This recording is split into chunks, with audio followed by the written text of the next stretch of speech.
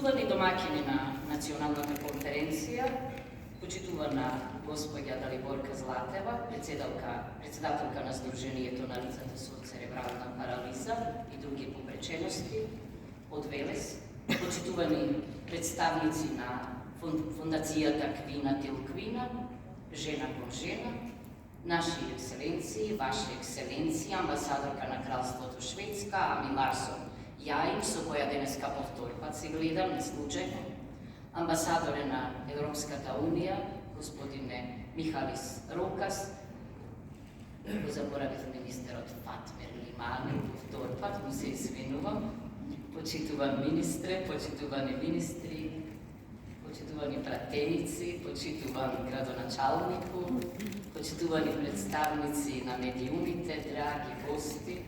Навистина имам посебна чест. Прво, што сум поканета на овој настан, кој за мене е значаен во многу нешта, ќе кажам подоцна зошто сум особено почестена, а се надевам дека и ќе дадам скромен придонес за успехот на конференцијата. Моево излагање денеска дури го именував, го насловив како од стигма до идеал. Зошто? За да покажам дека сме во процес или дека имаме недовршена работа. Она што на англиски би било work in progress. Се надевам дека прогресот ќе прогресира, зошто бидејќи живееме на планета која е фасцинантна по многу нешта, а правото на избор за секој и секаде е една за мене од тие фасцинации или, ако сакате, креации, но за жал не за сите. Постојат многу бариери, што се уште постојат во многу општества и држави, и во нашево општество, и во нашава држава, заедници што не ги премостиле пречките, за да можат да ги практикуваат своите основни права. За да го оствариме ова како држава и како општество, јас велам дека пред нас е едно возбудливо и предизвикувачко патување од стигма кон идеал. Како да се стигне до идеалот, иако можеби звуча идеалистички? Како сите да ја почувствуваат убавината и добробитта на правото на избор, правото на пристап до образованието, до здравството, можноста да го посетат паркот или библиотеката, без пречки да отидат на гости во соседството. Ми се чини дека понекогаш изгледа возможно и остварливо, затоа што имаме нешто што се вика компас. За мене тој компас е Конвенцијата на Обединетите нации за правата на лицата со попреченост, но чимам дека не сме стигнале до таа наша цел и сметам дека уште многу време треба да помине, уште многу напори треба да вложиме за да стигнеме до мојот идеал. Во однос на правата на лицата со хендикеп, ќе звучи можеби чудно, но сликовито да се изразам, дека компасот за решавање на оваа важна сфера од корпусот човекови права можеби е откриен доцна, како да е откриен вчера. Конвенцијата и факултативниот протокол на неа беа усвоени со консензус од Генералното собрание на Обединетите нации на 13 декември 2006 година, беа отворени за подпис на 30 март 2007 година, влегоа во сила на 3 мај 2008 година. Денеска сме во 2025 година. Во прашање е првиот обврзувачки правен акт во доменот на меѓународното право за правата на човекот во 21. век, или ако сакате една од 9 конвенции за човековите права, што ја представуваат сршта на меѓународното право за правата на човекот. Уште повеќе, таа представува и официјално признавање на хендикепот како прашање на човековите права во меѓународната сфера. Тој квантен скок е навистина голем исчепор, затоа што преку овој инструмент се создава социјален модел на гледање на хендикепот. Мојот поглед на хендикепот, на сите лица со хендикеп под наводници, им е познат одамна. Јас тврдев и се уште тврдам дека нема хендикепирани лица, туку има хендикепирани држави, меѓу кои се уште нашата, што не препознаваат дека луѓето само на друг начин понекогаш ги изразуваат своите способности. Значи не говорам за милосрдие, говорам за нешто што е поважно, за социјален модел на гледање на хендикепот под наводници како прашање на правата на човекот. Би сакала да цитирам 2 члена од конвенцијата што се поврзани со денешната тема на конференцијава. Членот 5. Еднаквост и недискриминација. Секој е еднаков пред и под законот. Секој има право на еднаква заштита и корис од законот без дискриминација. Тоа е чудената антидискриминаторска клаузула, втемелена инаку и во членот 9 од нашиот устав. Член 6. Жени со попреченост.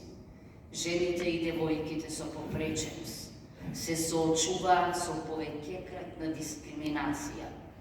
Земјите, државите мора да ги превземат сите соодветни мерки за да обезбедат дека жените со попреченост можат целосно да ги уживаат правата и слободите утврдени во конвенцијата. Односот кон лицата со попреченост е високо во приоритетните прашања во рамките на мојот председателски мандат. И како председателка, и како професорка, и како жена. За мене ова прашање е важно и како мајка, и како сопруга, и како пријателка.